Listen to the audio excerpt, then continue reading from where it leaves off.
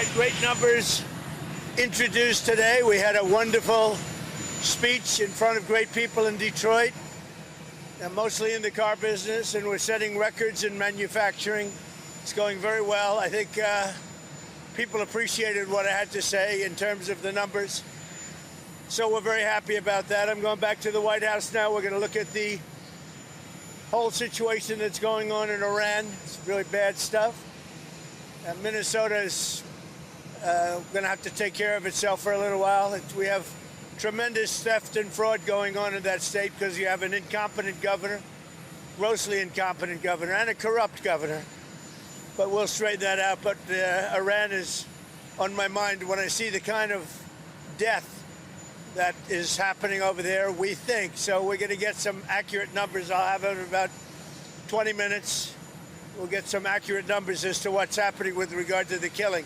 The killing looks like it's significant, but we don't know yet for certain. I'll know within 20 minutes. So, on sanctuary cities, and we'll act accordingly. On sanctuary cities. That U.S. airstrikes, if it comes to that, will have the result of protecting the protesters. Well, you never know, do you? You never know. Do you think it's so far, my track record's been excellent, but you never know. Do you think it's going to be something kinetic like that, or more like cyber? Or well, I can't tell you that. I know exactly what it would be. We have to make a decision. Sir, but I can't be. Obviously, I can't be telling you. Timeline, yeah, timeline. Sir, Jamie Dimon said today that it's not a great idea to be chipping away at the Fed's independence. Do you think Jamie Dimon's wrong about that? Yeah, I think it's fine what I'm doing. We have a bad Fed person. He was extended by Biden. And, yeah, I think he's wrong. I think it's wrong. He's done a bad job. We should have lower rates. Jamie Dimon probably wants higher rates. Maybe he makes more money that way.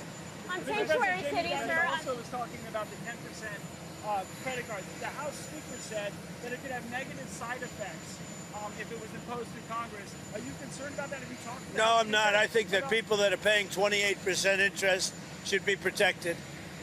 We're talking about for a one-year period, but when you have a bank, whether it's Jamie Dimon or anybody else, charging people 28, 32%, 30%, 31%, one case 35%, no, I'll help those people. That's all right. Sanctuary city, sir, in your speech you said... It's a one-year 10%. Let the people have a break. In your speech you said that you're going to be cutting off funding for sanctuary cities on February 1st. That's right. What kind of funding? You'll see.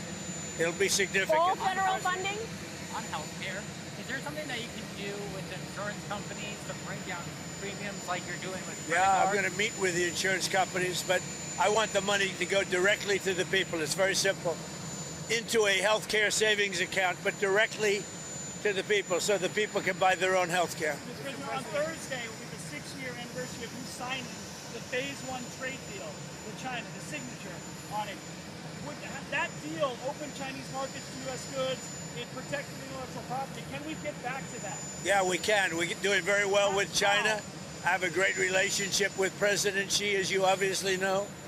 We're doing really well. We're making a lot of money with China. But can you open their markets to U.S. goods? Yeah, I think so. Yeah, I think it's going to happen. Intel? Iran says that it will retaliate in the instance of U.S. strikes against U.S. assets in the Middle East. What do you say to U.S. service members about why it is worth the risk to intervene in Iran? Yeah, Iran said that the last time I blew them up with the nuclear capability, which they don't have any longer. So Iran said that the last time. They better behave. Mr. President, President, Intel stock is really high after you invested. Are you going to invest more in Yeah, Intel? I like it. So, well, I don't know about Intel, but I'll invest more in other things. So, as you know, Intel came to see me. They needed help. And I said, I'll help you, but I want 10% of your company to go to the United States of America. And we made, because of that deal, tens of billions of dollars. The stock went very up and very high, and we made tens of billions of dollars.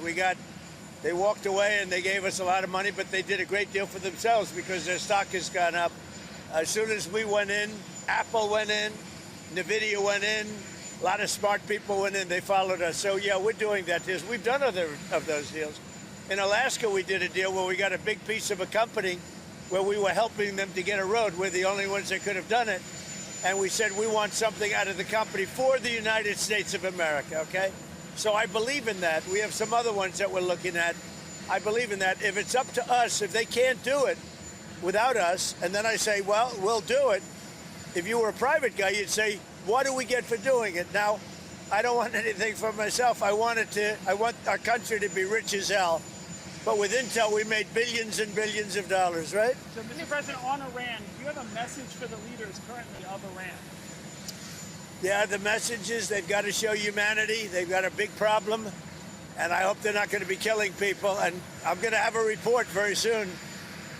It would seem to me that they have been badly misbehaving, but that is not confirmed. Secretary Ben Besson. 1980 hostage rescue effort that ended in disaster.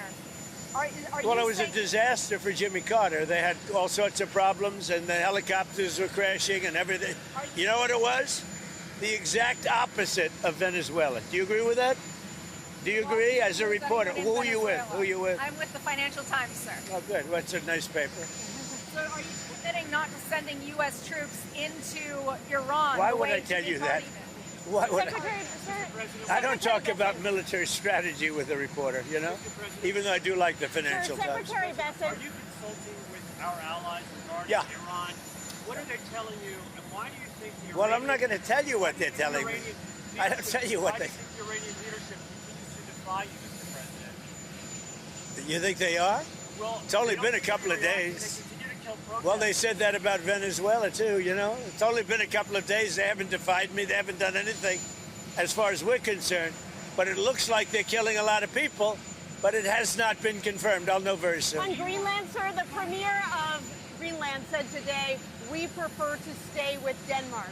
Do you see that as the Who final said word? that? The premier of Greenland. Well, that's their problem. That's their problem. I disagree with them. I don't know who he is, don't know anything about him, but that's going to be a big problem for him. Do you want to see democracy in Iran? Ideally, you'd like to see it, but what we want to see is we don't want to see people killed, and we want to see a little bit of freedom for these people. These people have been living in hell for a long time. You know, that used to be a hell of a country. I have friends that used to invest in Iran, and they did well with their investments. It was a great place. The people were great. Even the leadership was good. And now it's living in hell. Thank you very much, everybody. Thank you, sir.